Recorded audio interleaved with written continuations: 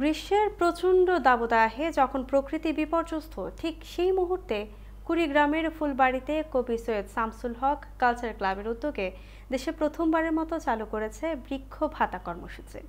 17 মে শুক্রবার দিনব্যাপী উপজেলার বিভিন্ন ইউনিয়ন ঘুরে বিভিন্ন প্রজাতির বয়সী বৃক্ষের মালিকদের সাথে 10 বছরের জন্য বৃক্ষ না কর্তনের শর্তে মাসিক হারে 50 টাকা বৃক্ষ ভাতা প্রদানের জন্য চুক্তি করেন ও বিলবোর্ড লাগান কবি সৈয়দ শামসুল হক কালচার ক্লাবের সংশ্লিষ্টরা।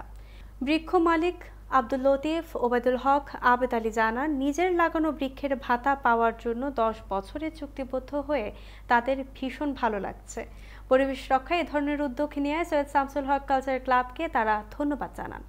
বড়ভিটা মহাবিদ্যালয়ের অধ্যক্ষ নূর মোহাম্মদ মিয়া জানান, দেশে প্রথমবারের মতো বৃক্ষ মালিকগণকে পরিবেশ রক্ষার্থে এত বড় মহতি কাজ তারা কোথাও দেখেনি। তিনি এই ক্লাবকে সাধুবাদ জানান।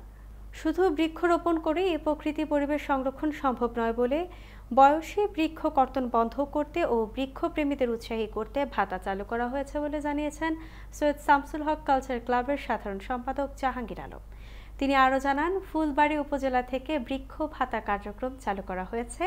এরপর কুড়িগ্রাম জেলা সহ দেশের বিভিন্ন জেলায় এই কার্যক্রম অব্যাহত থাকবে। বয়সী গাছ সংরক্ষণের জন্য কবি সৈয়দ শামসুল হক কালচারাল ক্লাবের পক্ষ থেকে আমরা আজকে ফুলবাড়ী উপজেলায় বৃক্ষ ভাতা কার্যক্রম চালু করেছি। কবি সৈয়দ শামসুল হক কালচারাল ক্লাবের উদ্যোগে আমরা দেখলাম যে বাংলাদেশে মনে হয় এটাই প্রথম বৃক্ষ ভাতা শুরু করার একটা পরিকল্পনা হচ্ছে এবং আজকে সেটার কার্যক্রম আমরা দেখলাম। আমারই আগে গাছ ছিল বহু 10 বিঘা গাছ বাগান ছিল, এখন নাই। বিশাল বিশাল গাছ ছিল, এখন গাছের বড় গাছের মধ্যে এই গাছটাই আছে আমার।